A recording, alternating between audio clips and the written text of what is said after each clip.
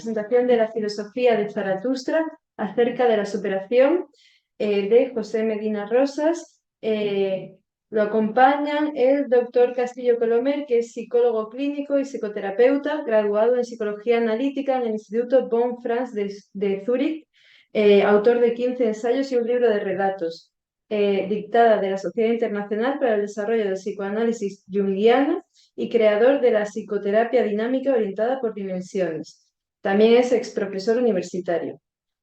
También lo acompañan Enrique Galán Santamaría, que es psicoanalista, didacta de la Asociación Internacional de Psicología Analítica, responsable de la edición de los 7 primeros volúmenes de la obra completa de Jung, presidente y fundador de diversas asociaciones de psicología analítica e imparte un curso sobre el seminario de Jung en el Zaratustra de Nietzsche. Por último, presento al autor, José Medina Rosas, que es licenciado en Filología Clásica, autor de La filosofía de Zaratustra. Ha publicado recientemente 2 artículos sobre Nietzsche y Jung en la revista Estudios Nietzsche. Muchas gracias y podéis empezar cuando queráis. Gracias. Bueno, buenas tardes a todos.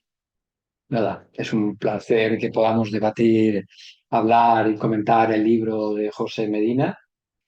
Además, en una librería así con un honor al libro y a sustancia que, que a veces no es tan fácil, no es tan fácil de encontrar. Yo voy a ser brevísimo, creo que aquí el protagonismo lo tiene que, que- que desarrollar quién es el autor del libro. 4 ideas. Yo ya escribí el prólogo y creo que reflejé bastante bien lo que considero del libro. Y entre las ideas que he hecho una pequeña chuleta, porque si no me voy por ahí y me disperso, y voy a intentar ser muy breve. En un principio, cualquier texto, y si es un texto encima de filosofía, tiene un excedente de sentido, como dirían muchos padres de la hermenéutica, entre ellos Paul Ricoeur. Es verdad que podríamos hablar de niveles de sentido. Lo comentaba aquí con el amigo hace un rato, cómo de alguna manera utilizamos términos e interpretamos términos continuamente. Si, si nos remitimos, por ejemplo, a textos de no profesionales o que no forman parte de una disciplina relacionada con la psicología profunda y citan el término inconsciente, nunca sabemos realmente a qué se refieren. Porque cuando hablamos de inconsciente, seguro que si hiciéramos la prueba, incluso aquí, porque seáis todos profesionales, dijéramos, ¿qué entendéis por inconsciente? Cuando todo Dios sabe acerca del inconsciente, eso existe, no existe. El inconsciente es algo que tiene niveles de sentido distintos. Hay un inconsciente de procedimiento relacional, basado en la memoria del procedimiento, hay inconsciente psicodinámico, hay autores que hablan de que el inconsciente se relaciona con las representaciones verbales, con los significantes, hay otros que hablan que se relacionan con las emociones, con los sentimientos, otros que dan prioridad a la imagen, aunque luego relacionan unos con otros. Hay un inconsciente cognitivo. ¿eh? Dentro del inconsciente psicodinámico, pues hay visiones muy distintas, hay que nos hablan de pulsiones, hay que nos hablan de patrones, el término complejo de Jung, que hace referencia a una representación, pero cargada de emoción, esquemas como los patrones de rol recíproco de Ryle, en las diadas relacionales de Kember. Daros cuenta, la cantidad de significados y cómo tendemos a simplificar la realidad. Pues imaginaros hablando del Zaratustra de Nietzsche, de un libro estructurado a través del aforismo y del símbolo, la cantidad de significados y sentidos que se pueden extraer de él. Sin embargo, yo diría del autor que, como intérprete, que le hace justicia al autor. O sea, que José conoce la obra de Nietzsche, conoce el contexto, conoce aspectos de su vida, ¿eh? Y por lo tanto lo sitúa ante un punto de realidad. Pero lógicamente su interpretación también es una interpretación creativa, abierta, fecunda, o diría Rotary, o diría Bátimo. Con lo cual, para mí la creación, o lo importante de la creación del libro de José, es que desarrolla, tiene conocimiento del contexto, de la vida, de la obra, pero al mismo tiempo es capaz de usar el texto. En este sentido, lo usa a través de su interpretación que hace desde la psicología profunda. Pero de alguna manera lo hace, podemos decir que inspirado en la fronesis aristotélica, buscando la proporción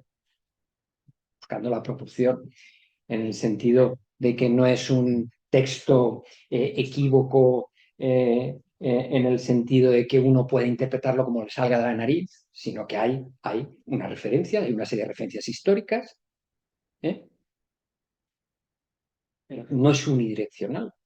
Y de alguna manera el instrumento que utiliza, la ampliación, el conocimiento del simbolismo, el conocimiento que José tiene de la obra de Jung, permite un juego donde esos dos aspectos de alguna manera se van dando la mano.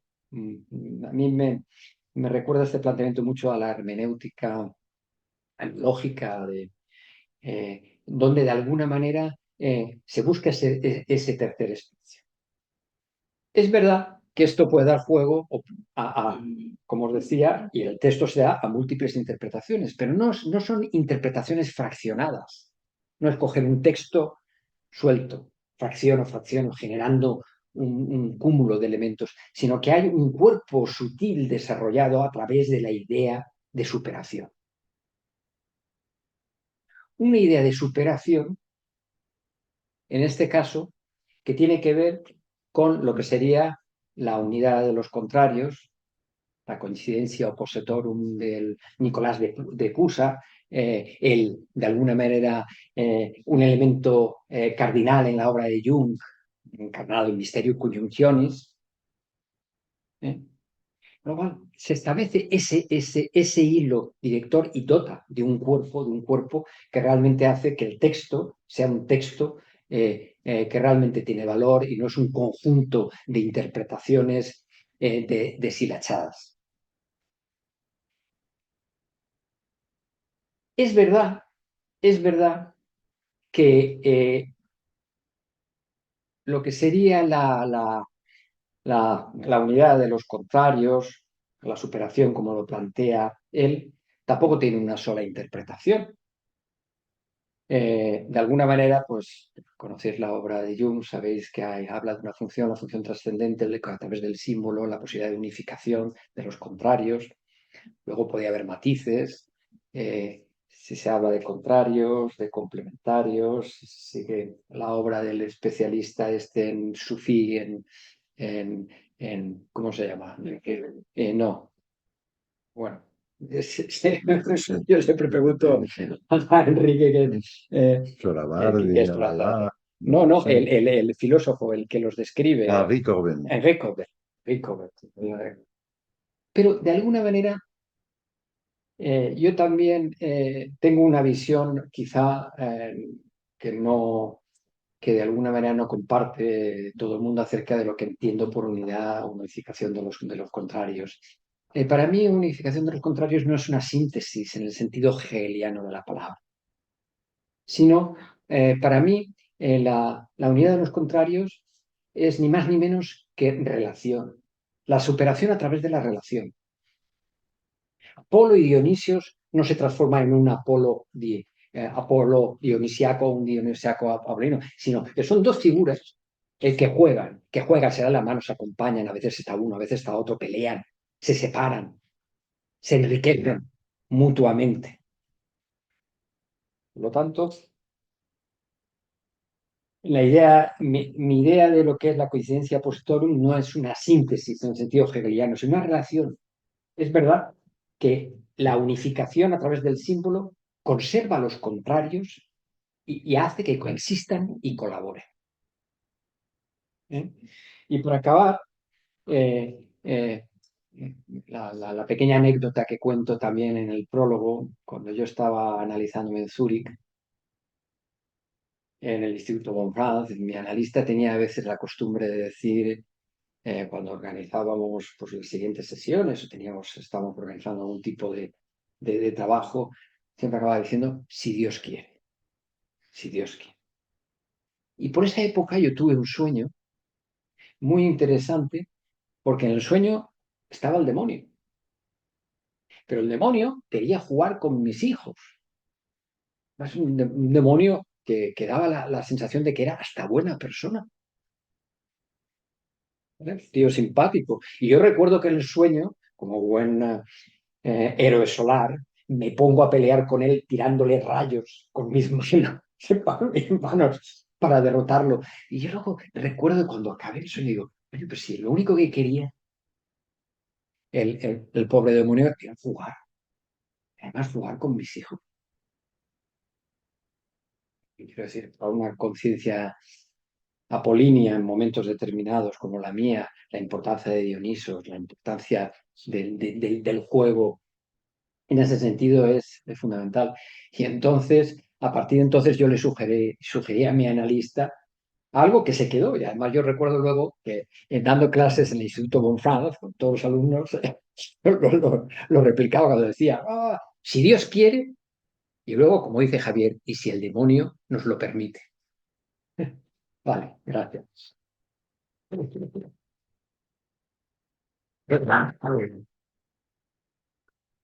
Bueno, el libro excelente que está escrito por José Medina y que él nos contará en qué consiste.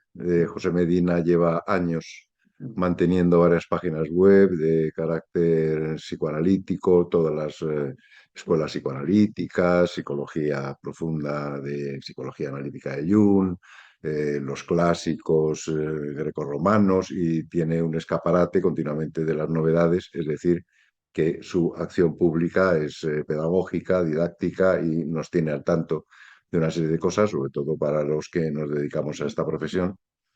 Y los otros aspectos así más públicos han sido todos estos artículos que ha publicado en alguna revista o en academia y tal, también sobre temas de psicología analítica, discusión con los autores, sobre Nietzsche, sobre el pensamiento arquetípico, sobre Hegel, en fin, su formación es evidente, y de esa formación, evidentemente, ha escrito este libro, que ya digo que es magnífico, espléndido, donde se revela en fin, su papel, el rigor del filólogo en su presentación, organización, uso de las fuentes, organización del texto, con una bibliografía extensa, muy puesta al día, muy bien utilizada a lo largo del texto, y ya, por de pronto, en sí mismo, el texto tiene todo esta calidad académica que hace muy gozosa su lectura, tiene un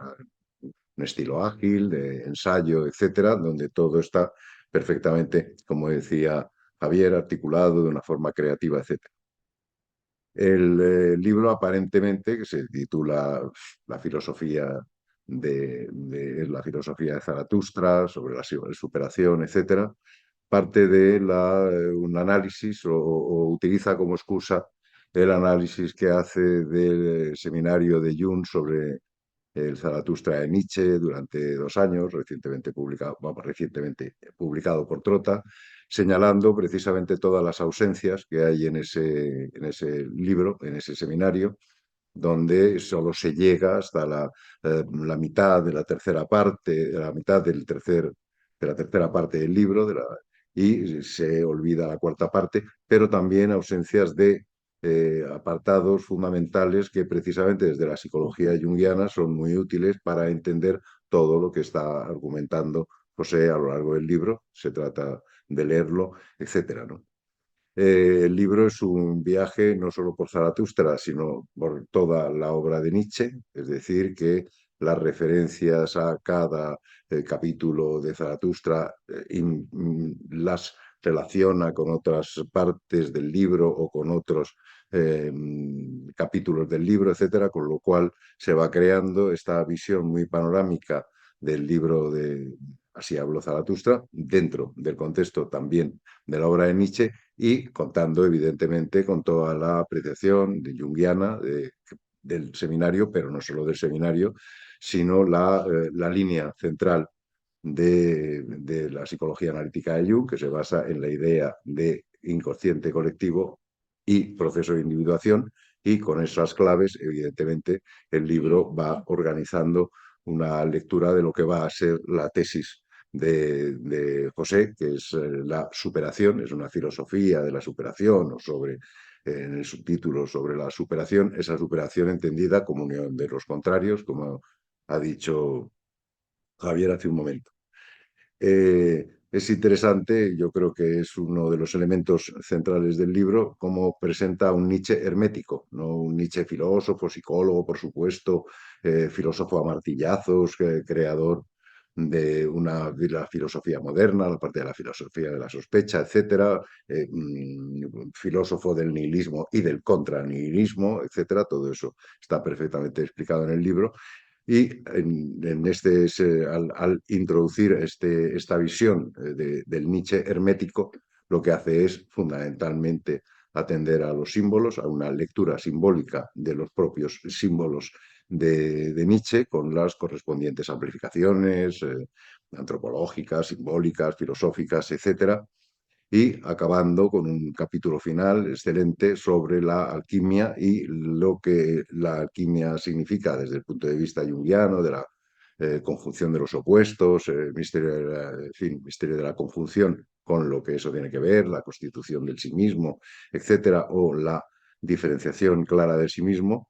Y también en esta parte del texto, que es la que tiene más ilustraciones, unas ilustraciones coloreadas, magníficas, muy bien reproducidas, no todas las que él hubiera querido, pero sí las más importantes que le permiten a él pensar no solo sobre lo que quiere decir en relación a Nietzsche y la superación, etcétera, sino también señalando cuáles son las carencias en la propia lectura de Jung y de Edward Edinger, psicoanalista junguiano norteamericano, en relación a las propias imágenes que utiliza fundamentalmente José Medina del Rosarium Philosophorum, pero no solo de ella, sino también de otros autores, Atalaya Fuji, Mayer, etcétera, sino, es decir, que lo que nos orienta es sobre los ángulos huecos o los aspectos huecos que están, aspectos ciegos, que están en la propia obra de Jung y que son relevantes para el propio pensamiento junguiano y que, sin embargo, no están contempladas en la obra, ni en psicología alquimia, ni misterio en cognición, ni fundamentalmente en la psicología de la transferencia, que es donde se apoya Jung, vamos, para esa obra Jung se apoya fundamentalmente en este libro alquímico, La Soledad de los Filósofos, Rosarium Philosophorum, y que nos trae unas láminas fundamentales que faltan en la obra de Jung para comprender precisamente lo que quiere decir Jung, la coronación de María, etcétera. Bueno, en fin, lo que quiera contar José Medina al respecto. La tesis central es como lo que Nietzsche está ofreciendo a través de la figura de Zaratustra, que le lleva y por decirlo así, él habla, Zaratustra habla a través de Nietzsche, es esta filosofía futura, una filosofía de la superación, la filosofía del superhombre, no entendiéndolo desde el punto de vista de la dominación, sino el superhombre como el siguiente paso del hombre nihilista, del hombre de la Europa de Nietzsche, que coincide precisamente con la idea del propio Jung de cómo la psicología y la psicología analítica y la tarea de la psicología analítica es atender precisamente a este sí mismo, que es el núcleo central tanto de la conciencia y de lo inconsciente del individuo, pero también que pone en contacto al individuo con este sí mismo transpersonal que está ligado a las imágenes de los dioses, etc. Es decir, que esta superación que José diferencia del Aufhebung hegeliano, entendiéndolo más bien en una extraña palabra, sublación, que es una palabra más bien de Gigerich, para indicar que en Hegel existiría más bien la idea de una superación mediante la dominación en vez de una superación por la integración de contrarios que está en Hegel, los contrarios lógicos, etcétera, todo esto, pero vamos, no voy a entrar en ese tema, sino cómo lleva José Medina la idea del Zaratustra en relación a Jung, que el propio Jung es el que en su análisis en su seminario sobre Zaratustra está señalando, cómo va aclarando la conexión entre Jung y Nietzsche, que es una conexión que a su vez ha sido estudiada por una serie de autores y tal, desde diferentes puntos de vista, para indicar cuáles son, por decirlo así, cuál es el mensaje de Zaratustra.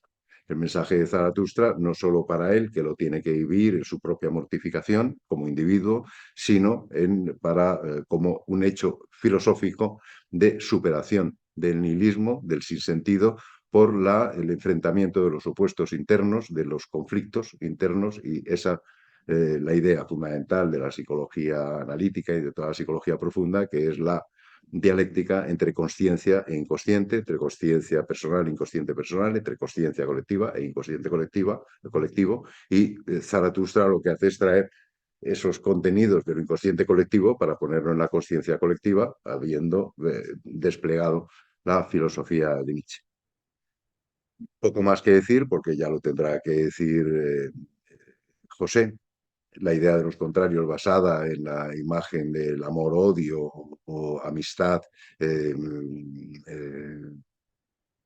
dificultad, en fin, de Empédocles, esa gran oposición que Empédocles pone, es una oposición ontológica, como que construye el mundo, pero que claramente tiene una representación de carácter personal, de los afectos, amor-odio, que al hacerlo más psicológico, entra José a través de la problemática de Ariadna y Dioniso, todo esta unión de lo masculino, lo femenino, del dolor de una parte y de otra, etcétera, para llegar a la formulación del propio Nietzsche de la visión dionisíaca de Cristo, o la visión de un Cristo dionisíaco que permite la atención a la tierra, la filosofía de la tierra, por decirlo así, que en el cristianismo habría sido abandonada, y que es precisamente la alquimia la que trae a colación para ver cuál es esta sofía, esta sabiduría encerrada en la materia. Todo esto a lo que conduce, y en todo el texto de José está, en fin, el hilo rojo del texto de José es la noción de ánima en el sentido junguiano, esto, en fin, este arquetipo de la vida, esto que lleva a la animación y al despliegue y a la unión y a la discordia, en fin, esa gran fuerza que en Jung está representada por la psiquicia animanimus, los aspectos masculinos y femeninos, y la relación que esta ánima tiene como elemento psicológico, pero como un elemento de lo inconsciente colectivo, tiene que ver con la vida y, por lo tanto, con las dificultades de la vida y con la superación de los conflictos en la vida y la superación de las posiciones de inconsciencia hacia una mayor consciencia. Con eso ya está hecho todo, y quien tiene que hablar es José. Bueno, pues muchas gracias por venir, gracias a los que nos están viendo online. Y bueno, he preparado alguna cosa, pero más que nada yo quiero dar algunas notas que expliquen un poco lo que es el libro, y con esto tener alguna idea más o menos clara de lo que se puede encontrar al leerlo. Desde luego camina a hombros de gigantes, no hay más que ver a Enrique Javier, y desde ahí hasta Nietzsche y Jung, de los que prácticamente es el tema del libro. Yo trato su filosofía, la filosofía de Nietzsche, la psicología de Jung, y en gran parte de su obra misma, la que se puede encontrar en el libro. Yo, bueno, tengo alguna cosa original que se puede encontrar también, pero es un poco un desarrollo de lo que dicen estos autores. También con algunas carencias, lo que es la obra de Jung, la obra de Nietzsche, no, en Jung no está desarrollado todo lo que es el Zaratustra de Nietzsche. Entonces, en el seminario de Jung, lo que podemos encontrar no es todo el Zaratustra.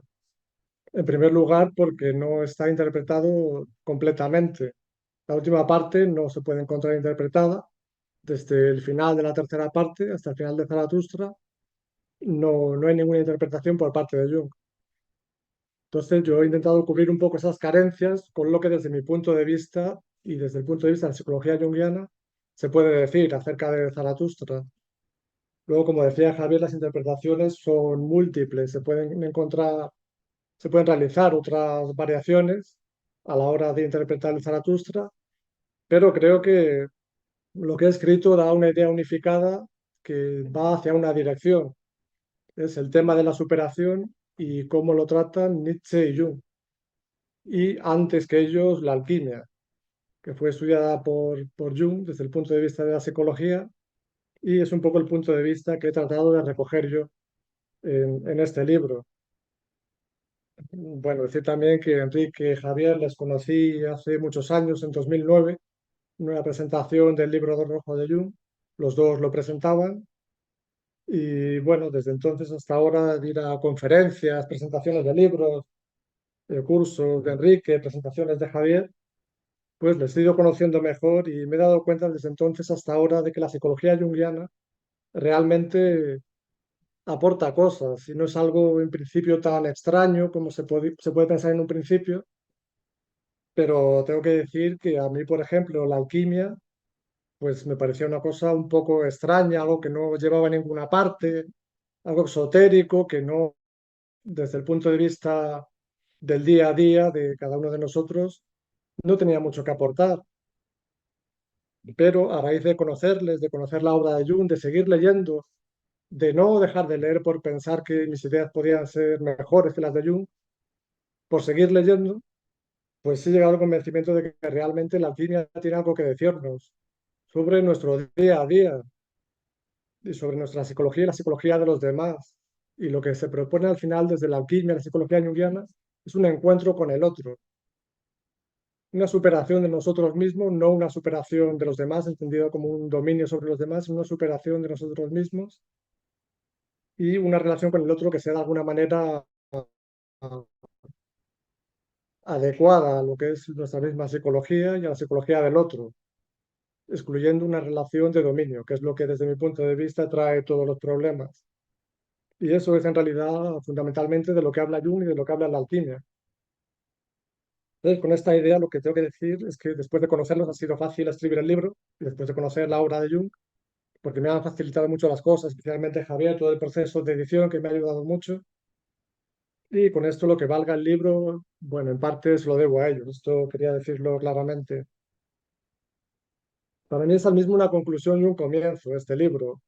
Una conclusión de las investigaciones que he realizado estos últimos años, que una parte están en la revista Estudios Nietzsche, donde he publicado 2 artículos, y el último libro está muy relacionado con el libro. Se puede considerar casi una primera parte. No es necesario leer el artículo para leer el libro, pero bueno, si alguien quiere profundizar un poco más en lo que es el concepto de ánima del que hablaba Enrique, pues realmente ahí puede encontrar mi punto de vista de lo que es el ánima. Luego en psicología junguiana es verdad que hay muchas variaciones, muchos distintos tipos de pensamiento y hay quien considera que el ánima no es relevante, ¿verdad? Y escuelas importantes dentro de la psicología analítica consideran que el ánima pues no es algo, pero claro, desde el punto de vista clásico el ánima es algo fundamental.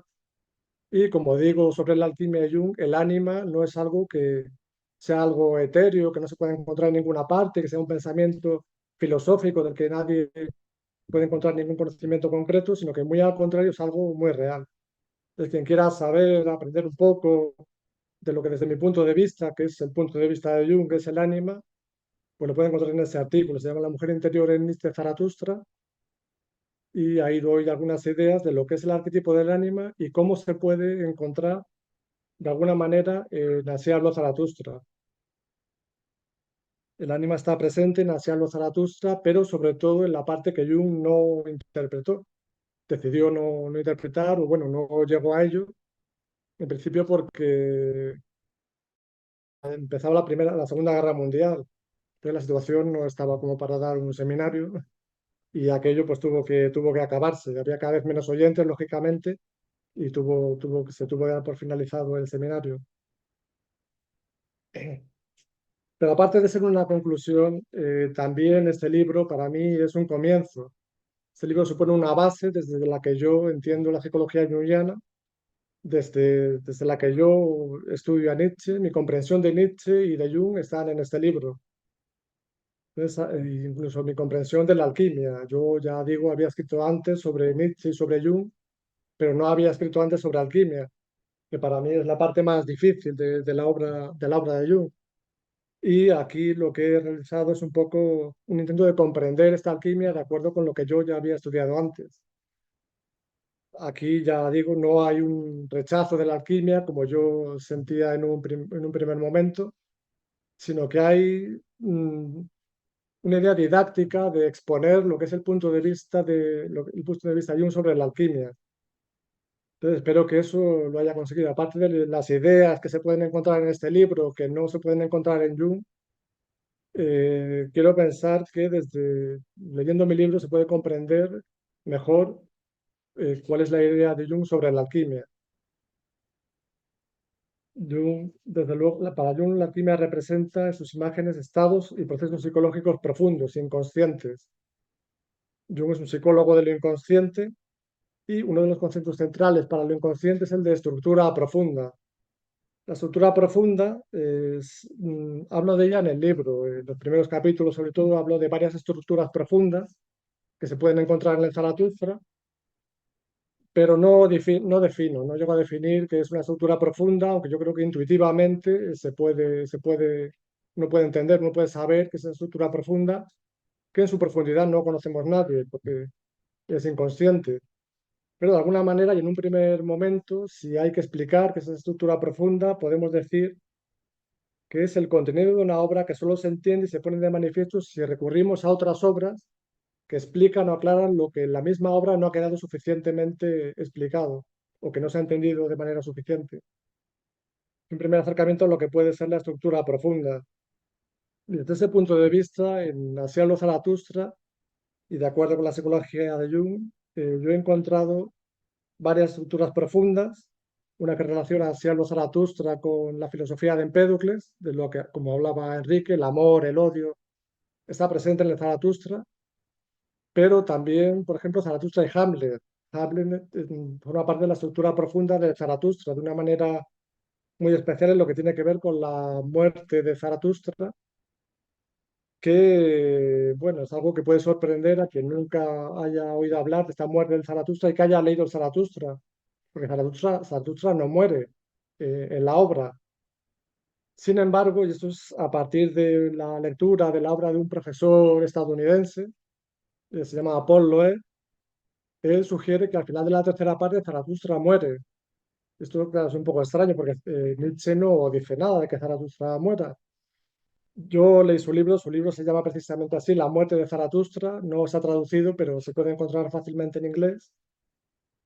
Y él dice que sí, que Zaratustra, que muere al final de la tercera parte, pero claro, entonces en la cuarta parte, ¿dónde está Zaratustra? Claro, él dice que la cuarta parte es como se puede llamar una precuela. Entonces, la cuarta parte, lo que nos cuenta Nietzsche es algo que ocurrió antes incluso del principio de Zaratustra. Pero esto a mí la verdad que no me encajaba mucho. De todas formas, me puse pues, a leer en la misma obra de Nietzsche a ver si esto podía de alguna manera ser así. Que Zaratustra podía morir al final de la tercera parte. Y la verdad es que sí, que se pueden encontrar bastantes datos que nos dicen que es efectivamente así. Estos datos, bueno, los reuní, los expuse de forma sintética en el artículo del que acabo de hablar, La mujer interior en este Zaratustra, que se publicó en 2003, al 2023, al principio de 2023. Y bueno, lo pongo en una nota a pie de página. Ahora únicamente decir, por ejemplo, que en un fragmento póstumo, en el que se puede encontrar una exposición, una redacción preliminar de lo que va a ser al final de la tercera parte la canción de la medianoche, que es con lo que termina prácticamente Así habló Zaratustra.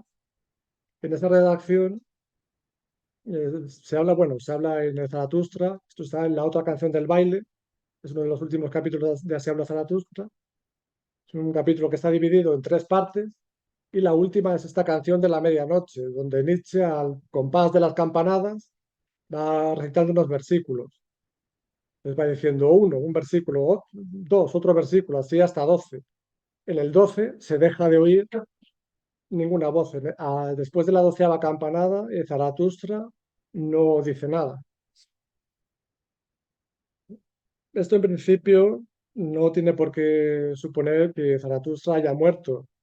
Sin embargo, si utilizamos el método de Jung, que mediante la amplificación nos lleva a comparar esta situación, estas imágenes descritas en Zaratustra, con imágenes o expresiones de otras obras, pues a partir de ahí encontramos que sí, que realmente puede significar esto una muerte del personaje, una muerte simbólica. Pero ya digo que en la misma obra de Nietzsche hay un fragmento en el que esta canción incluye una muerte. Se habla de muerte, se habla de medianoche. Nietzsche relaciona también las campanadas con la muerte, la medianoche es la muerte, y ya solamente por eso, por la cuestión simbólica de las imágenes que utiliza ahí, pues se puede pensar que realmente se está hablando de una muerte de Zaratustra o que de alguna manera Nietzsche lo tenía presente a la hora de escribir esa canción. Después de la 12ª campanada, ¿qué es lo que ocurre? No se oye nada. El resto es silencio, como se dice en la obra de Hamlet. Y precisamente con esa frase acaba la obra, acaba Hamlet. Y de alguna manera Nietzsche lo tiene ahí muy presente. Aparte, la idea del resentimiento, de la venganza, es algo que está muy presente, no solo en Zaratustra, sino también en Hamlet. Entonces, hay muchos motivos por los que puede significar ese final de la canción de la medianoche, la muerte de Zaratustra. Pero uno de ellos es precisamente ese, que después el resto es silencio. Y esto entre otras cosas. También hablo en el libro de Zaratustra y la Odisea, concretamente de Zaratustra y el viaje al Hades, y de otras estructuras. Zaratustra y el cantar de los cantares sería otro tipo, otra estructura profunda que podemos encontrar. Y eso está en los primeros capítulos, en el primer capítulo, lo entiendo como una introducción a lo que es un poco el núcleo de la obra. Yo cuando empecé a escribir el libro, lo único que pensaba escribir es un análisis del capítulo de los sublimes, que es un capítulo de la segunda parte de Zaratustra, que es bastante importante por su contenido simbólico. Es fácilmente pensarlo. Sin embargo, es un capítulo que Nietzsche en su seminario no lo estudió. Eso, Jung, perdón. Jung pues no lo estudió y además dijo que no era muy importante. Y sin embargo, ha habido otros autores posteriores, una filósofa, Lucy Huskinson, que dice que efectivamente ese capítulo es muy importante, que ahí se pueden encontrar cosas que tienen bastante interés, tanto para la filosofía de Nietzsche como para la psicología de Jung, porque la filosofía de Nietzsche, como quien conozca un poco a Nietzsche y a Jung, de alguna manera la psicología de Jung recoge una parte de la obra de Nietzsche. Eso, bueno, lo pongo también en la reseña que escribí sobre el seminario de Zaratustra, del volumen 2. Pero todas esas estructuras profundas, aunque son relevantes de alguna manera y de alguna manera pueden explicar un poco más el contenido de Zaratustra, hay una estructura profunda que realmente no sé si explica más, pero Nietzsche la tenía más presente y es más explícita en su propia obra. Es la relación de Zaratustra con el mito de Dioniso y Ariadna. Este mito, bueno, ya es muy conocido. La princesa Ariadna ha ayudado a Teseo a salir del laberinto, pero no va a ser agradecido a esta ayuda ni este amor de Ariadna por parte de Teseo, que la deja abandonada en una isla, en una situación, pues bueno, desesperada. Ariadna piensa vengarse, siente depresión, siente odio, resentimiento. Y esto es precisamente contra lo que Nietzsche quiere luchar, contra esta idea del resentimiento, que en el fondo para él es lo que está en el fondo del mismo cristianismo. De ahí la importancia del resentimiento. Entonces, cuando Nietzsche quiere decir cómo se llega a ser un superhombre, recurre a este mito de Dioniso y Ariadna. Aparentemente, como pasa con la muerte de Zaratustra, Esto no sale en Zaratustra. Ariadna y Dioniso no salen en Asia de Zaratustra. Sin embargo, como ocurre con la muerte que he dicho antes, que en un fragmento póstumo podíamos encontrar ciertos indicios de que Zaratustra sí había muerto en la misma obra, también encontramos en la redacción previa, en uno de los fragmentos preliminares que iban a formar parte de esta segunda parte de la obra, un fragmento en el que está presente Ariadna y está presente Dioniso. Y esto, la redacción de un fragmento que se iba a dedicar a este capítulo de los sublimes, este capítulo de la segunda parte. Sin embargo, luego, pues no fue incluido, no fue incluido tal cual en de los sublimes, porque Nietzsche decidió borrarlo.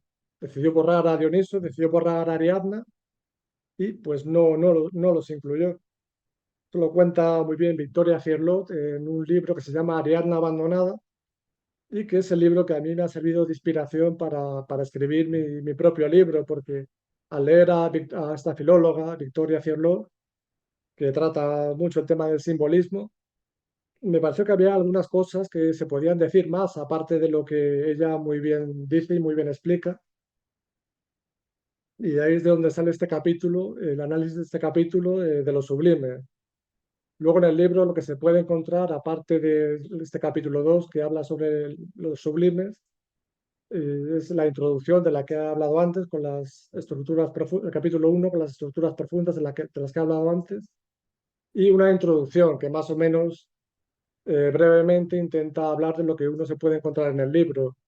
El capítulo 3 después de los sublimes, ahí lo que escribo es una parte del material que iba a ser destinado al capítulo de los sublimes, pero estaba formando una temática propia. Por ejemplo, lo que tiene que ver con el eterno retorno. El eterno retorno se da, por supuesto, que Nietzsche trata sobre él en Así habla Zaratustra, pero lo que dice sobre el eterno retorno conceptualmente no es, vamos a decir, no es gran cosa, son generalidades, todo retorna, además se lo dicen sus mismos animales. El águila y la serpiente dicen todo retorna y Zaratustra dice sí, pero no, esto es una cantinela, esto no me dice nada. Sin embargo, pues grandes filósofos afirman que Zaratustra, que Nietzsche habla en el Zaratustra sobre el eterno retorno y que es el tema central del libro, incluso el tema central del libro 3. Y pues realmente es así. Lo que pasa es que este eterno retorno, Nietzsche también decía que tenían que pasar muchos años, siglos, para que se pudiera entender qué es el eterno retorno. Entonces la comprensión del mismo Nietzsche sobre el eterno retorno no está completa. Él tiene la idea de que ese retorno es algo que es cierto, que ocurre, e intenta formularlo, incluso intenta formularlo científicamente, pero no llega a esa formulación y se queda muchas veces incluso en generalidades. Yo creo que en el Así habla Zaratustra se puede encontrar una formulación más clara de lo que es el eterno retorno, más clara de lo que el propio Nietzsche afirma muchas veces sobre el eterno retorno. Y esto debido, bueno, por un libro que me prestó, que me señaló Enrique Galán de Chapelle. Ahí se pone en relación el eterno retorno con la compulsión de repetición de Freud. Y esto se puede poner en relación con la misma obra de Nietzsche. El propio Nietzsche, cuando dice que todas las personas que tienen una vivencia característica, esta vivencia se repite, pues esto es un eterno retorno. Entonces, en el mismo Así habla Zaratustra, donde se dice, si no esto, algo parecido, se puede encontrar estas pequeñas aclaraciones sobre lo que también puede ser el eterno retorno, que precisamente por estar en Así habla Zaratustra se puede considerar que forma parte de lo que realmente deberíamos entender por eterno retorno. Entonces, bueno, en este capítulo 3 lo cuento con más detalle y luego después el último capítulo, el capítulo 4, lo escribí básicamente para explicar el simbolismo del león. Es un símbolo que tiene que ver mucho con el propio Nietzsche. Jung decía que en Nietzsche se liberó un poderoso león y de ahí la analogía entre Nietzsche y el león. También el león es la segunda transformación del espíritu. En la Se habló Zaratustra se nos habla de tres transformaciones del espíritu: el camello, el león y el niño. La transformación del camello, no, Nietzsche no habla sobre ella, pero se puede entender el símbolo del camello como una analogía de lo que es el cristianismo, de lo que es el cristiano, que carga con los valores que le han impuesto y no apenas discute sobre ellos ni tiene ningún pensamiento crítico. Nietzsche se identifica más con el león, con lo que simboliza el león, esa ruptura de los valores tradicionales, pero el símbolo del león, aparte del tradicional simbolismo que ya antes de Nietzsche eh, consiste en pues, el valor del león, la fuerza del león, el poder. El león también se puede entender, aparte de esto, como una unión de los opuestos, una unión de los opuestos como la que habla la alquimia y el propio Jung. Entonces, para explicar un poco todo lo que es este simbolismo del león como unión de los opuestos, lo que hice fue poner en relación este símbolo del león tal como aparece en el Rosarium Philosophorum, que es una obra alquímica que trató Jung en Psicología de la Transferencia. Pues ahí lo pongo en relación con la obra de Nietzsche. Entonces yo trato de demostrar cómo el león y las palomas de las que habla Nietzsche al final de la cuarta parte de Así habló Zaratustra están relacionados con el león y el león verde en este caso y la paloma del Rosarium Philosophorum. Esto es un tema complejo y después de investigar yo mismo en qué podía consistir este paralelismo de estas figuras animales de una y otra obra, tuve que ampliarlo, porque aparte de lo que es el simbolismo del león, el Rosarium Philosophorum tiene un contenido pues, mucho más rico y que se puede poner en relación con el Zaratustra de Nietzsche. Entonces yo me concentré únicamente ya en las cuatro últimas imágenes, porque tratar todo el Rosario Philosophorum, eso ya iba a quedar muy largo, pero en las cuatro últimas imágenes podemos encontrar descrito una secuencia que de alguna manera es análoga, es muy semejante a Rosario Philosophorum, hasta el punto de que la última lámina del Rosario Philosophorum se habla de la resurrección de Cristo. Cristo resucita. Y en Asialo Zaratustra, aunque sobre esto no se suele incidir mucho, también se puede encontrar la resurrección de Dios, la resurrección del viejo Dios, del que Nietzsche no quiere saber nada, Zaratustra no quiere saber nada, pero algunos personajes de la obra se lo dicen claramente, y eso lo escribe Nietzsche. Le dicen, pues Dios ha resucitado, digas tú lo que digas, Zaratustra, da igual lo que digas, Dios ha resucitado. Entonces, de alguna manera, la resurrección de Cristo está ahí, tanto en una obra como en otra. Esta sería la estructura profunda más importante y más relevante desde mi punto de vista para entender qué es el Zaratustra de Nietzsche.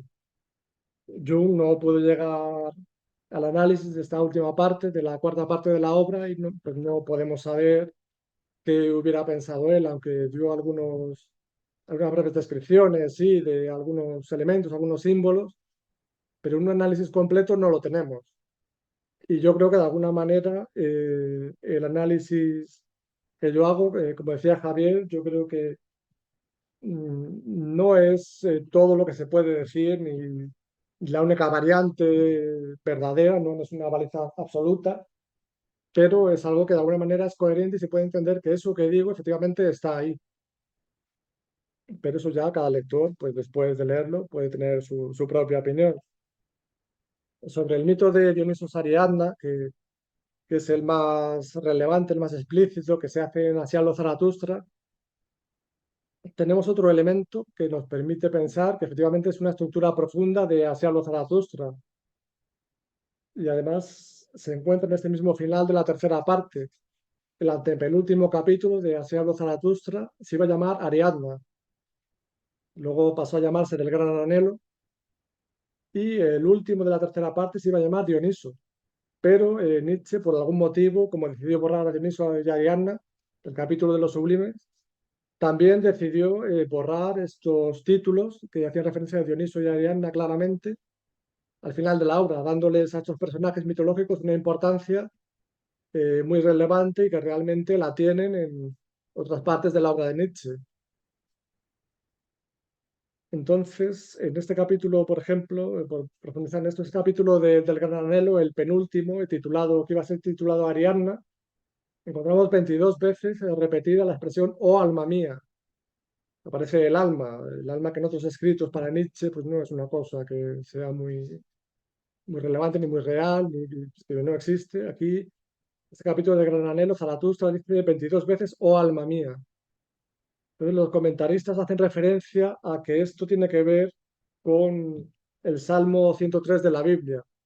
El Salmo Zaratustra está lleno de referencias bíblicas y este "oh alma mía", pues como se dice también en el Salmo 103, de alguna manera se piensa que está relacionado con lo que aquí Nietzsche nos dice. Pero por qué nos dice esto? ¿Por qué hace una referencia al Salmo 3, consciente o inconsciente? Por qué la hace? Aparte de por la frecuencia con la que hace citas bíblicas, podemos entender que Nietzsche no lo hace aleatoriamente, ni que frívolamente se pone a hacer citas, paráfrasis bíblicas, sino que tienen un sentido. Entonces, esto, la pista, bueno, claramente lo que significa este Salmo 3, lo encontré en un libro de Edward Edinger sobre los salmos, un estudio junguiano sobre los salmos, que nos habla precisamente de este Salmo 103, en el que se nos dice que aquí, en este salmo, es la primera vez que la imagen de Dios aparece inequívocamente como un padre amoroso, en lugar del padre vengativo y resentido que es en la Biblia, en el Antiguo Testamento. Además, el libro de los Salmos viene después del libro de Job, donde Dios es especialmente cruel con Job, que cree en él fervientemente y que le adora, ¿da? Ahí Dios es especialmente cruel. Y justo después encontramos por la primera vez que este Dios es un padre amoroso. Ha habido una transformación. Y precisamente en el siguiente capítulo de Así habló Zaratustra, la otra canción del baile, el penúltimo de esta tercera parte, encontramos esa transformación y esa muerte simbólica de Zaratustra. El capítulo La otra canción del baile, el penúltimo, está dividido en tres partes. Y en la primera, bueno, en la primera y en la segunda, Zaratustra está en diálogo con un personaje, una personificación de la vida. Zaratustra habla con la vida y la vida en el primer apartado pues le da de palos a Zaratustra, al punto que Zaratustra pues tiene que defenderse de alguna manera y la relación, esta relación es realmente mala. Pero la segunda parte, de repente, desde el principio de este segundo apartado de la canción, de la otra canción del baile, pues la vida le empieza a decir bueno, que realmente no ha sido tan mala y que él tampoco es tan malo y empiezan como una relación amorosa y algo completamente distinto a lo que teníamos en el anterior apartado. Esto, de alguna manera, aquí se representa simbólicamente que Zaratustra, y tenemos que entender el propio Nietzsche, se reconcilia con la vida, que es el personaje con el que está dialogando. Y justo a continuación, en el tercer apartado, está la otra canción del baile, encontramos la canción de la medianoche. Esta tercera parte se reduce a estas 12 campanadas en las que pues Nietzsche Zaratustra va rimando después de cada campanada y entonces, por ejemplo, dice 3, la tercera campanada, yo dormía, dormía. 4, de un profundo soñar me he despertado. Esto es una escena típica en las representaciones artísticas, en el arte. ¿Quién es este personaje que está dormido y de repente despierta de un profundo sueño? Pues es Ariadna, es Ariadna. Por ejemplo, en la serie Ariadna de Chirico, solo cuenta Victoria Cirlot en su libro y pone las imágenes. Chirico representa a Ariadna dormida. También, bueno, esto se puede encontrar, esta representación en muchos mosaicos romanos, Ariadna dormida, esperando a que Dioniso la despierte. Es muy clásica, una escultura del siglo II, me parece que está, creo recordar, en los museos vaticanos, Ariadna dormida, y esto Nietzsche lo conocía, y es lo que tenemos aquí, yo dormía, dormía, de un profundo soñar me he despertado. A continuación, en estos mismos versículos de las 12 horas, las 12 de las campanadas a las 12, dice 8, el placer es más profundo aún que el sufrimiento. 9, el dolor dice pasa. 10, pero todo placer quiere eternidad. 11, quiere profunda, profunda eternidad. 12, de ahí ya no se oye nada. Este es el momento de la transformación o de la muerte simbólica, donde Zaratustra muere. Es el momento donde la antigua personalidad ha muerto y la nueva da un nuevo comienzo. Y justo después viene el capítulo titulado, que sí iba a ser titulado Dioniso. Es decir, justo después de las campanadas llega Dioniso. Estas campanadas, desde el punto de vista junguiano, también se pueden entender como una invocación a un dios. En el culto de Mitra, el antiguo culto a Mitra, se tocaban unas campanadas justo antes de la aparición del dios. Se desvelaba al dios, pero eso iba precedido de unas campanadas. Aquí no es el dios Mitra, sino que aparece Dioniso en esta redacción preliminar del título del último capítulo de esta tercera parte, Dioniso. Pero la personalidad religiosa procedente del mundo de las representaciones religiosas, que es más importante en el Zaratustra, es el propio Zaratustra.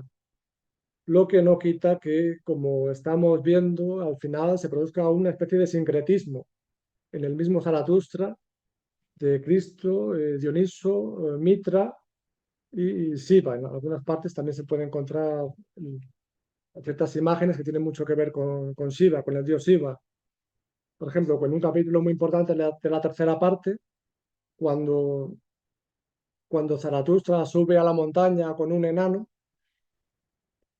este enano es el que de alguna manera le habla del eterno retorno. Es un personaje importante, pero este enano lo podemos encontrar también en el mito de Shiva. El dios Shiva, que tanto tiene que ver con Dioniso, también en una de las imágenes clásicas está rodeado de una rueda de fuego y está pisando a un enano. Este enano es la representación del espíritu del mundo, lo mundanal, lo terreno, lo que Nietzsche tanto rechazaba, que es lo mismo que representa el enano de Zaratustra. Así que tenemos la misma imagen, el mismo significado, lo que indica que estamos ante el mismo arquetipo. El enano de Zaratustra y el enano de esta mitología del dios Shiva, detrás tienen un mismo contenido que está pues hablando tanto en una mitología como en la obra literaria de Nietzsche. Esto es un arquetipo de los que hablaba Jung y empíricamente se puede demostrar que efectivamente es así porque la forma es igual, el significado es el mismo. Por lo tanto, empíricamente, como decía Jung, aquí tenemos el arquetipo, que en sí mismo nos lleva mucho más lejos y no podemos describir totalmente, pero lo que aparece de él, que nosotros podemos conocer, es eso, la imagen y el pensamiento que se ha hecho consciente de él. Lo que sea en su fondo, este arquetipo, no lo sabemos.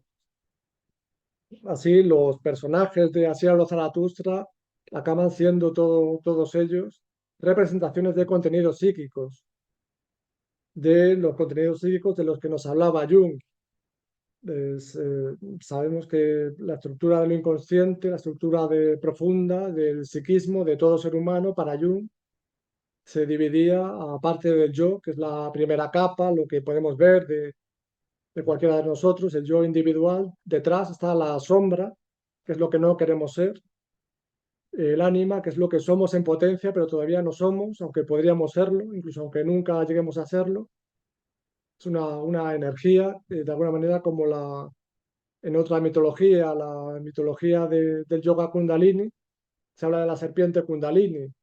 La serpiente, como Ariadna, como hemos visto antes, también está dormida antes de despertar, y este despertar se entiende como un paso a la conciencia.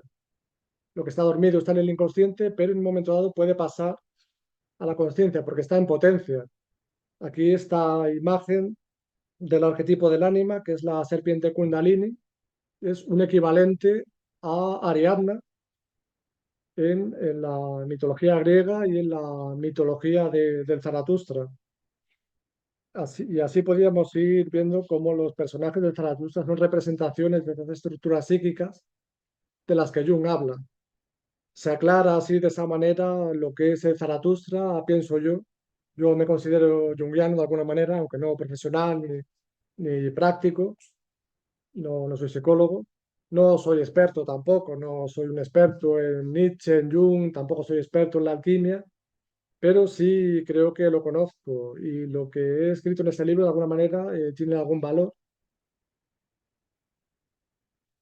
Pero el libro, aparte de psicología, también habla de la filosofía de Zaratustra. La filosofía de Zaratustra es una filosofía del eterno retorno, pero también es una filosofía del nihilismo y de la superación del nihilismo. Entonces, yo he intentado centrarme en estas, principalmente en la superación del nihilismo, porque lo que es Nietzsche nihilista, que nos lleva al encuentro con el nihilismo, es bastante conocido, ¿no? Nietzsche, el león que destruye los valores, que está en contra de la iglesia, en contra del cristianismo, pero luego resulta que en la misma obra de Nietzsche, los fragmentos póstumos más escondidos, que no se leen tanto a lo mejor, pues ahí encontramos, por ejemplo, que Nietzsche dice que la vida cristiana ahora mismo es en todo momento posible y que la iglesia cristiana en realidad ha sido un enemigo, el enemigo principal de Jesucristo, de Cristo, a quien Nietzsche también critica, pero claro, da la posibilidad de la vida cristiana como una vida totalmente posible. Y todo esto a pensar del anticristo, de su maldición del cristianismo, etcétera. Pero a esto estamos acostumbrados. Los que leemos a Nietzsche, ¿verdad? Sabemos que Nietzsche dice una cosa y la contraria, no porque se contradiga, porque piense dos cosas distintas, sino porque Nietzsche entiende de matices y entiende que la verdad no es solo una, ni es solo una perspectiva, sino que la verdad tiene muchas perspectivas.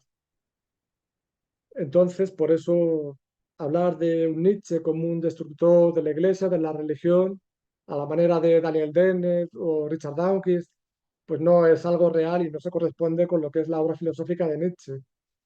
Y esto a mí a veces me parece que se olvida, porque oigo hablar sobre Nietzsche y solo oigo esta parte que quiere coincidir mucho con ciertos planteamientos modernos, ateos o nuevos ateos, y Zaratustra era ateo, pero claro, nos plantea una obra, redacta una obra que él considera como la más importante que ha escrito, que es una obra simbólica, llena de simbolismo, y que al final del primer capítulo, desde la primera parte de Zaratustra, nos dice que estemos siempre presentes, que estemos siempre atendiendo a los símbolos.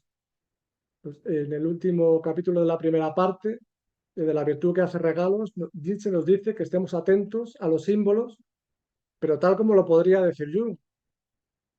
Nietzsche nos dice que estemos atentos a los símbolos porque en ese momento experimentaremos un cuerpo resucitado, como el cuerpo resucitado del Rosario Philosophorus, etcétera. Pero claro, para estar atentos a los símbolos antes hay que saber cómo tratar a los símbolos. ¿Trató Nietzsche adecuadamente el simbolismo de Zaratustra? O a lo mejor se identificó demasiado con él y se creyó él mismo un Zaratustra, un gran profeta, un visionario, como él decía, que después de él el mundo se iba a dividir en antes de él y después de él. ¿No es eso a lo mejor exagerado? ¿No responde eso a lo mejor a un entendimiento del símbolo que no es muy acorde con lo que es el propio símbolo? Jung es lo que nos dice en su seminario, que Nietzsche de alguna manera sintió una inflación, un agrandamiento de su propia personalidad al intentar incorporar dentro del mismo lo que es el arquetipo de sí mismo. El arquetipo de sí mismo es el superhombre de Nietzsche. Según Jung, según la interpretación de Jung, el sí mismo, que engloba tanto todo lo consciente como todo lo inconsciente, eso es el superhombre.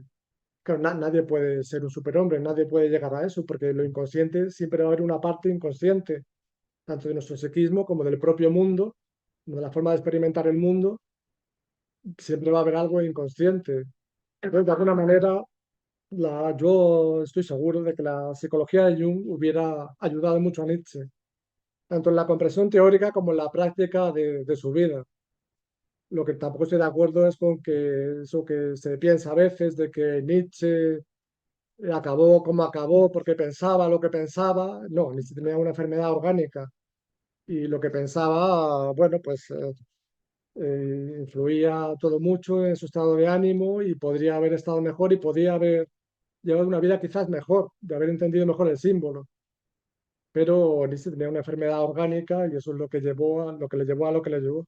Lo que no significa que durante toda su vida no hubiera dicho cosas con mucho sentido. Era un gran filósofo y todo el libro que ha escrito es un homenaje a él. Entonces, bueno, a partir de aquí se podría hablar mucho. Yo he escrito mucho, que solo quería dar unas notas y yo creo que con esto basta. Y si tenéis preguntas, pues podemos pasar a directar otras preguntas, ¿no? Sí, pues nos quedan 15 minutos. A 15 minutos, pues me he pasado bastante.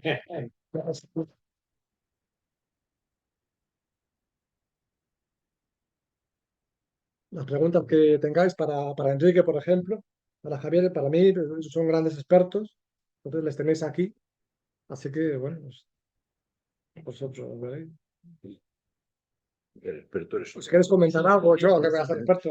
Sí, No, la voluntad de poder. voluntad. La voluntad de poder. Que dices bastantes cosas en el libro, la idea de voluntad de poder Sí, asociada a la vida y tal, como religión de la tierra, en fin, todo ese, sí. que creo que es interesante. Lo mismo que el eterno retorno y la eternidad del instante, tal, esa sincronicidad, ¿no? Todos aspectos Sí, que tratas que son la voluntad de interesantes. poder es un tema muy importante de la filosofía de Nietzsche y es otra de las cosas que a mí la verdad que me molesta ver que muchas veces se habla de la voluntad de poder como una voluntad de dominio sobre el otro, de poder sobre el otro, que eso también está en Nietzsche. Pero hay otra parte que no, la voluntad de poder no es eso, y más exactamente la voluntad de poder como entidad cosmogónica, generadora del mundo incluso, que eso está en Nietzsche, pues eso no es el dominio sobre el otro ni explotar al otro, ¿no? La voluntad de poder, en ese sentido, consiste en entenderla no como una voluntad de poder del yo, sino como una voluntad de poder que está más allá del yo. Entonces, la, la voluntad de poder actúa sobre nosotros y sobre el mundo igual que lo inconsciente actúa sobre el yo.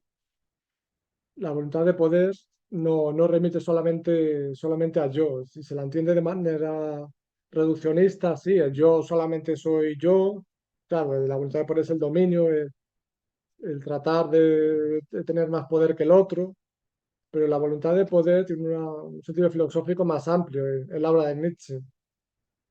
Entonces, esto es lo que muchas veces no se oye tanto. Reducirlo todo al yo es entender de forma equivocada la filosofía de Nietzsche, porque Zaratustra no es eso. Zaratustra es la unión de los opuestos, es una representación de sí mismo. La filosofía de Nietzsche se entiende desde el sí mismo, que Zaratustra es el sí mismo, entonces se comprende mejor la filosofía de Nietzsche y eso se hace gracias a la psicología de Jung. Aprovechar para preguntar a... Lo que has comentado de la muerte de Dios y el renacimiento del propio Dios. Sí, Me parece muy interesante. Además, hay un autor que tú conoces también que lo plantea como un elemento fundamental, no tanto en la Sierra Zaratustra, pero como un elemento genérico, la necesidad del nihilismo nietzscheano para que de alguna manera pueda renovarse la imagen de Dios. Es Bátimo, el padre del pensamiento débil, como habla de dos elementos dos autores fundamentales en lo que podía ser la muerte de Dios y la renovación y por lo tanto la posibilidad de ese nuevo Dios, que es Heidegger con la destrucción de toda metafísica y luego Nietzsche con el asesinato de Dios, que facilita lo que sería la posibilidad de un nuevo Dios, un Dios no esencialista, ¿eh? Un Dios con el cual se dialoga, con el cual hay una interacción, hay la manera, como comentabas, del sí mismo como arquetipo humanizado, en el sentido de no todopoderoso, autoritario, castrador, sino que integra ese tipo de afecto, de cuidado. Por lo cual me parece interesante. Parece interesante. Pues Bátimo es una de las personas quizá que también, uno de los pensadores europeos que más ha trabajado ahora en Nietzsche. desde luego. Y muy bien. ¿Eh? Sí. Además, a mí me parece su idea de lo que es el pensamiento, habría que matizarlo, el pensamiento débil como la posibilidad de esa continua construcción en base al diálogo y esa figura de Dios. Porque además, Bátimo tiene, no sé si decir que es cristiano, No, pero, es, es pero, explícitamente, ¿no? vamos, tiene además una obra en la cual lo plantea claramente, Sí. claramente. Nos has dejado No, sobrado. Por la aplicación práctica de todos estos principios filosóficos, psicológicos en la vida personal, a la hora de superarse, de integrar contradicciones y mejorar como ser humano. claro, pues eso es lo importante. La parte psicológica, yo muchas veces digo que ese libro es de psicología y cada vez me dicen, no, mira, esto no es psicología porque esto es filosofía o son símbolos, ¿qué tal? Pero claro, la parte más importante precisamente de todo esto, tanto de la alquimia como de Jung, desde luego, y de hacerlo Zaratustra, es la parte psicológica. Entonces, lo que nos está proponiendo Zaratustra es cómo entender la vida de una manera que nos pueda llevar a tener un pensamiento y una forma de vivir que se aleje, sí, del cristianismo, pero en cuanto a resentimiento, que se aleje de la venganza hamletiana, ¿no? Que no. Entonces, de esto precisamente es de lo que nos habla de Zaratustra, de un tipo de vida, de una nueva personalidad en cada uno de nosotros, que no se rija por el resentimiento, por la venganza, por, por este tipo de pensamiento que incluso llevan a crear, claro, que ha sido el cristianismo, la Edad Media, pues un horror. El cristianismo, yo no digo que no haya tenido cosas buenas, pero el cristianismo ha sido en gran parte un gran horror. En lo que detrás de él estaba el resentimiento. Entonces hay que censurar libros porque opinan lo contrario, hay que quemar a estas brujas porque piensan no sé qué, son no sé qué, etcétera. Entonces Nietzsche hace muy bien en decirnos, si esto es el cristianismo, vamos a dejarlo ya, todo. El cristianismo, desde luego, es más que eso, pero eso, la venganza, el resentimiento, eso impregna incluso lo que es la doctrina cristiana, el credo cristiano, incluso el discurso muchas veces de los domingos en la iglesia. Entonces Nietzsche dice, esto basta, basta ya. Y bueno, yo estoy totalmente de acuerdo con eso. Este cristianismo, pues no lo queremos. Y lo que es psicológico, lo que es práctico para la vida, es vivir mejor, vivir pues sin estar en contra del otro, que el otro esté en contra tuya. Y esto sí quiero leerlo. La obra alquímica consiste precisamente en eso. El Rosario Philosophorum son dos amantes que se encuentran, se separan, se unen, ¿tá? Y al final ocurre la unión. Y esa es la obra alquímica. En una obra muy temprana, o que se dice que es muy temprana, de una alquimista, una de las primeras alquimistas, se llama María la Judía. Ella dice que la obra alquímica realmente se puede hacer en una hora, en muy poco tiempo, y que no es necesario estar años con la obra alquímica, porque la obra alquímica consiste, como dice un alquimista, Daniel Stolzius, resumiendo lo que viene a decirnos esta María la Judía, nos dice, uno ama al otro y es amado por él en retorno. Y esta es la obra alquímica. Entonces, claro, no hace falta estar años para esto, pero sí es muy difícil, porque el encuentro con el otro, con el otro tanto dentro de nosotros mismos como en el mundo externo, es el encuentro con lo que nosotros no somos, con lo que nosotros no queremos ser, con lo que rechazamos. Y aquí solo hay básicamente dos opciones, aceptar eso, aceptar ese otro o reprimirlo. Y aceptarlo todo no es algo que se suele hacer ni que se puede hacer y muchas cosas uno siente que quiere vengarse, estar resentido y que es algo que tiene que quedar fuera, hay que excluirlo, hay que echarlo de alguna manera. y eso no es la obra alquímica. Lo que propone la alquimia, la meta final de la alquimia, valga lo que valga, es este un humo ama al otro, el otro le ama el retorno, y aquí humo es X, aquí humo es el otro, el individuo al que no comprendemos para nada, el país que no entendemos para nada y que queremos acabar con él. Todo esto es el otro. Y la práctica, la gran práctica de la alquimia, de la psicología junguiana y de la puesta en práctica de la filosofía de Nietzsche es este entendimiento con el otro. Eso es lo que intento demostrar en el libro y cómo está en la propia alquimia, en Jung y en Nietzsche. Y esto es el mensaje principal de la obra de Jung, Nietzsche y la alquimia, y es un mensaje psicológico práctico. Y lo demás, el simbolismo, que es muy interesante, pues es secundario a la práctica de la psicoterapia, a la práctica del día a día de todos nosotros. Pero el simbolismo nos ayuda a entender esto. De todas formas, aparte la propia reflexión acerca del texto y lo que se va desarrollando es un elemento enriquecedor. Antes de empezar hablábamos un poco de cuando me comentabas que lo esotérico, lo mágico, que yo podía compartir cosas contigo, pero por ejemplo, cuando pensamos en la alquimia, o por lo menos cuando yo la pienso, yo no pienso en una especie de saber mágico que realmente convierte los metales en oro, que te lleva a la inmortalidad física.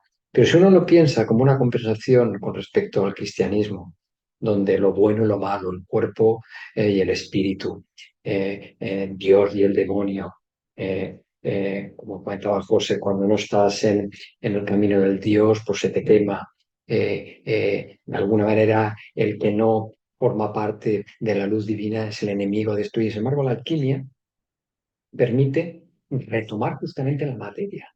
El alquimista intenta extraer el alma de la materia. Intenta extraer el alma de la materia. Y justamente hacer algo que va en dirección muy contraria a lo que el cristianismo representaba, que es esa escisión, es justamente la unificación, como muy bien ha dicho con el Rosarium Philosophorum, el texto, el rey y la reina, la muerte, el coito, la muerte, la salida del alma, el regreso. De alguna manera es un trabajo de integración, es un trabajo de relación con ese tipo de cosas. Luego podríamos a lo mejor hablar o discutir si ha sido necesario durante un cierto tiempo esa escisión, como en el desarrollo de la psique del niño a veces es necesario que haya un momento esquizoparanoide donde hayan cosas, una teta buena y una teta mala. Pero lógicamente la superación, por utilizar el término, de esto conlleva la integración. La alquimia es algo mucho más vinculado a lo femenino, a la materia. La materia. El Dios cristiano, el Dios de las barbas, el Dios que dice lo bueno, lo malo. Sí. ¿Le hago una pregunta si hay tiempo? 3 minutitos. Tenemos ese programa. ¿Alguna sugerencia? ¿Algo que queráis comentar? Un comentario, no sé, alguna idea. Yo lo que os aconsejo es que no. Quiero hablar un poco sobre el punto de Nietzsche a la hora de afrontar el Zaratustra, su estado un poco emocional.